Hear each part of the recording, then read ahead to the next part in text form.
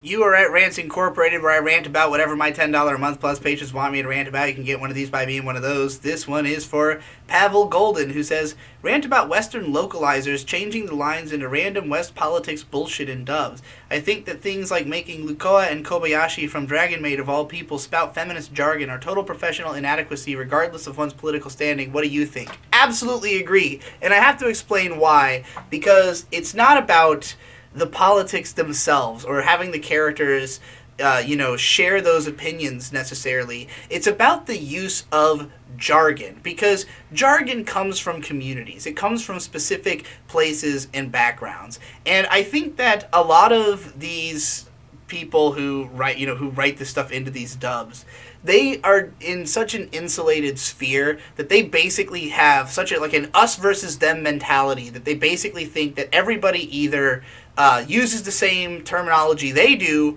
or is an outsider to that. They don't care about the outsiders. They see themselves as being, on the moral side of these characters, and therefore they would use the same terms that they do, even though, again, all these terms and things are products of the culture they come from. And when you make that localization, you're essentially not localizing it to American English. You're localizing it to the types of people who use these terms, which is a much smaller group than these people seem to think, regardless of political leaning. These are just terms that literally people wouldn't even fucking know. Like, the worst one, in my opinion, is in Prison School, when in the dub they had the girl said, like, what are you, some kind of gross Gamergater or something like that?